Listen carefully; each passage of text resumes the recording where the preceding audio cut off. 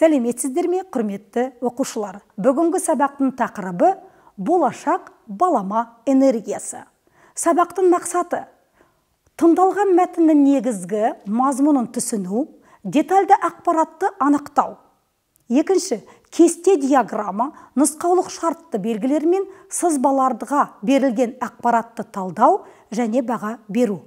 Келесі тілдік бағдар, яғни грамматикалық тақырып, бұл публицистикалық стильдің мақала тілдік ерекшеліктерін талдау арқылы мәтіндердің жанрын анықтау. Жақсы, балалар, жаңа сөздермен танысамыз. Осы сөздер тағы қайталап кетем, мәтінде кездеседі. Жаңа сөздер: дәстүрлі емес, нетрадиционный; кездейсоқ, случайный; қатер, опасность; жаңашыл, новатор; шамамен, приблизительно; күтілуде, ожидается; сараптама, экспертиза; тарату, распространять. Тағы бір рет қайталап кетейік. Дәстүрлі емес, нетрадиционный; кездейсоқ, случайный; қатер, опасность; жаңашыл, новатор; шамамен, приблизительно; күтілуде, ожидается; сараптама, экспертиза; тарату, распространять.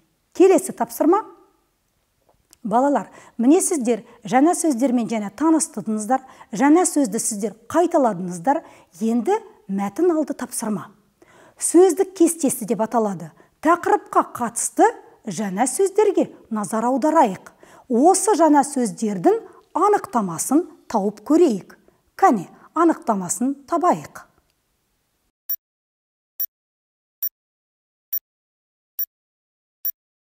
Жақсы, дұрыс. Оның анықтамасы сөз. Дәстүрлі емес, жаңашыл деп айтуға болады анықтамасы. Кездейсоқ, күтпеген жерден пайда болған. Қатер, бұл апат деп айтуға болады. Жаңашыл, қандай да бір қызмет саласында жаңа прогрессивті идеялар мен әдістерді енгізетін адам. Шамамен, дәл емес, бірақ шындыққа жақын. Сараптама, бір нәрсеге болжамдар сараптама комиссиясы жүргізетін зерттеулер. Және тарату, бір нәрсені қолдануды кеңейту. Енді балалар, жаңа сөздермен сіздер таныстыңыздар, жаңа сөздерді қайталадыңыздар, оның анықтамасын таптыңыздар. Енді мәтінмен жұмыс. Мәтінді түсініп оқы, мәтінде қандай мәселе көтерілгенін анықтап, сұрақ бойынша балық қаңқасын толтыру. Мәтінді мұқият тыңдаймыз. Балама энергия, энергияны табиғи шикізатпен емес, қоршаған ортаны уламайтын таза табиғи жолмен өндірілетін энергия. Балама энергия көздеріне күн, жел, су, биоотын және геоматериалды энергетика жатады. Әлемде көптеген елдер энергетикалық дағдарыстан шығу үшін балама энергияны пайдаланады. Ақш, Канада, Англия, Қытай, Жапон елдері балама энергияны пайдаланады. Күн энергиясы дәстүрлі емес энергияның бір түрі. Күн энергиясы бітпейді, әрі экологияға қатер келтірмейді. Сондықтан бұл жаңашыл идеяның болашағы үлкен. Күн жердегі тіршіліктің болуын, өзендердің ағуына, желдің соғуына, өсімдіктің өсуіне тікелей әсер ететінін бірден бір энергия көзі. Мұнай, газ, көмір де күннің арқасында пайда болған. Адамзат күн энергиясының шамамен 10 мыңнан бір бөлігін ғана пайдаланады екен.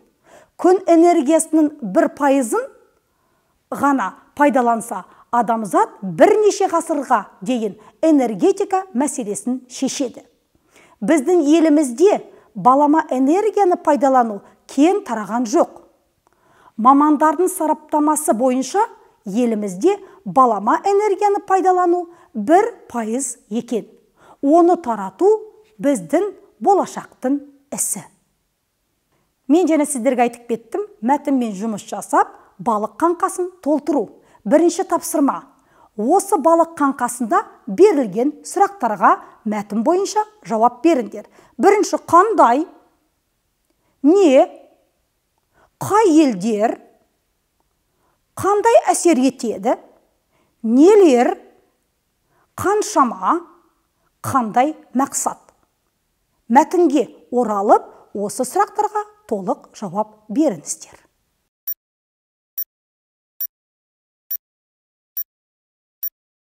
Келесі тапсырма, бұл мақсат бойынша. Екінші тапсырма, дұрыс-бұрыс әдісі. Мәтін бойынша ақпараттың шынайылығы мен немесе нақтылығын анықтаймыз. Бірінші, әлемде көптеген елдер энергетикалық дағдарыстан шығу үшін балама энергияны пайдаланады. Күн энергиясы дәстүрлі энергияның бір түрі. Күн жердегі тіршіліктің болуын, өзендердің ағуына, желдің соғуына, өсімдіктің өсуіне тікелей әсер ететін бірден бір энергия көзі. Мұнай, газ, көмір де күннің арқасында пайда болған. Күн энергиясының 5%-ын ғана пайдаланса, адамзат бірнеше ғасырға дейін энергетика мәселесін шешеді. Мамандардың сараптамасы бойынша елімізде балама энергияны пайдалану 1% екен. Кәне балалар, қайсысы дұрыс, қайсысы дұрыс емес екенін шешіп көрейік.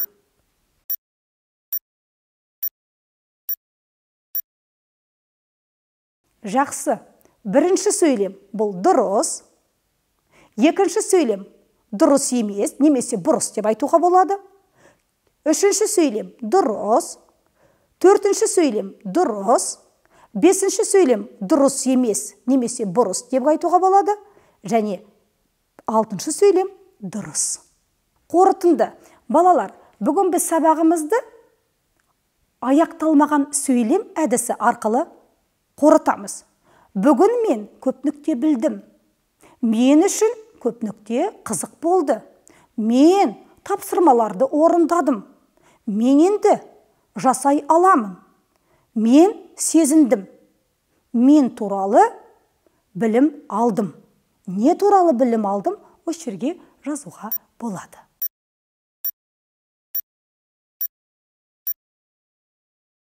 Үй жұмысы балалар сіздерге мәтін стилін анықтау және мәтін бойынша сұрақтар құрастыру. Жақсы балалар, сау болыңыздар.